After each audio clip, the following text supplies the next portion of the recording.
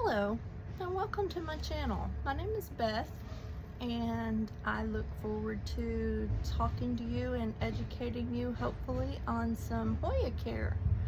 I am a Hoya collector and grower, and here in Texas they seem to like the heat and the humidity, and right now we're in my greenhouse where I keep most of my Hoya. And I have here my Kerrii, which is absolutely stunning. My obovata, which is also a very stunning plant. She's got some massive leaves. So does the Kerrii for that matter. This leaf is much bigger than my hand. But the ones I wanted to show to you today are two that I've recently took as cuttings, and within the last 6 months, and they've really been showing out for me, and so I wanted to share that with you all. The first one is a cutting of the Kerrii that I just showed you in the background here. This is an outer variegated, which is down here at the bottom part. The top part is the inner variegated, but this is the outer variegated one that I took cuttings of, and she has just been showing out since I propped her and potted her up. I prop all my Hoya in damp sphagnum moss in prop boxes, and at a later date I will film a video and show you how to do just that, propping in a prop box with the damp sphagnum, and exactly what I do and how I do it and what I use as a root promoter. Anyway, this Kerrii I cut when it was about this tall. It had 2 leaves at the bottom, and it had this little stem sticking up down here. And since I cut it and propped it, it has grown 3 more sets of leaves, and she's getting ready to put another set right up there at the top.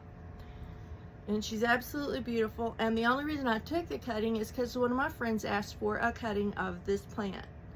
And so I am planning to take this plant to her in October at our plant swap, our local plant swap. So yeah, that's the Hoya Kerrii cutting that I cut probably February. I took the cutting, and she has just done very well for me. Okay. And now the second plant that I took cutting of probably last December, November, December, somewhere in that area. If you hear the cat, she's just always in here helping me. But this is the Hoya Latifolia Sarawak. And she has some very massive leaves, as you can see. She's got some splashing on there, not a whole lot, but she does have some splashing, which I absolutely love.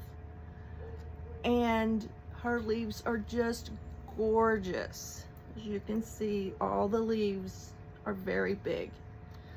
And she seems to love my chunky airwood mix that I pot all of my Hoyas in.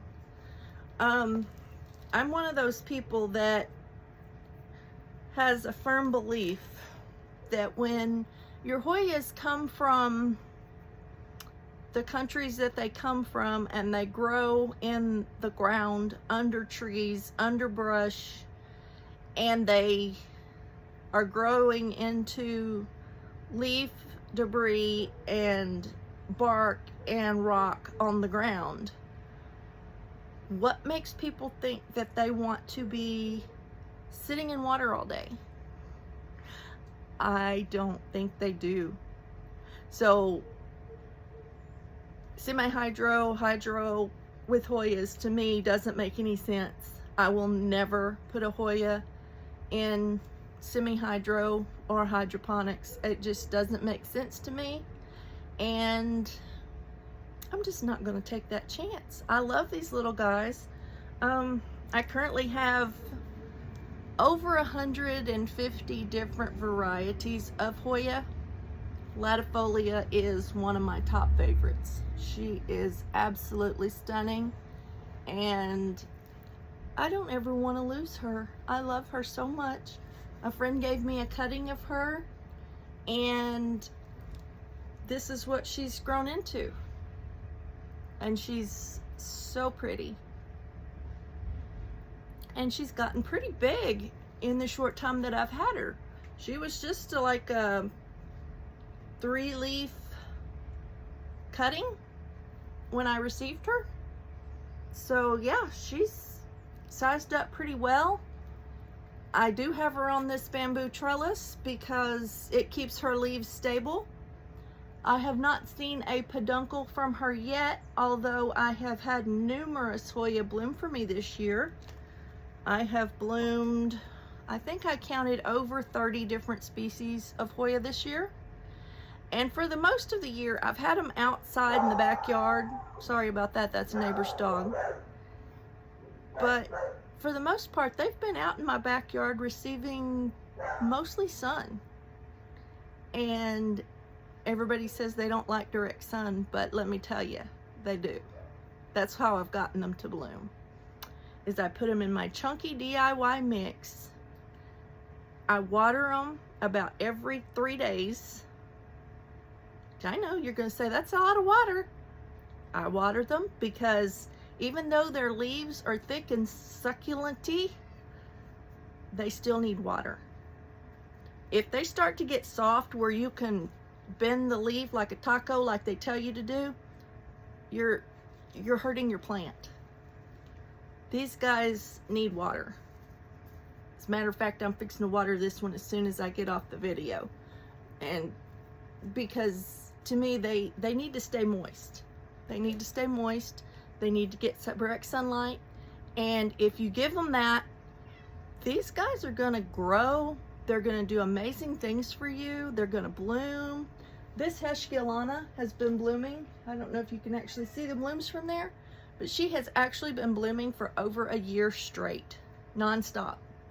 She loves to bloom for me. My Matilde has been blooming since the beginning of spring. She's still blooming.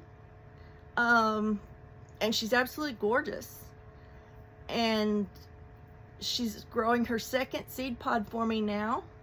The first seed pod burst and I planted, and I think I've gotten about 30 seedlings about this big. And when that second seed pod bursts, I'll have even more. But not right now, baby. But I look forward to sharing all that with you all and hopefully helping you to learn how to take better care of your Hoyas in your area. Again, I'm in deep South Texas where it's nice and hot and I absolutely love the heat. So yeah, y'all stick around, subscribe to my channel if you would. Give me some likes and comments and ask any questions you want. If you have questions that you'd like to ask me, please do, and I will answer you in the comments, or better yet, I would create a video and show you exactly what you're asking and how to achieve what you're trying to do. So thanks for joining me, and I will see you on the next one. Bye.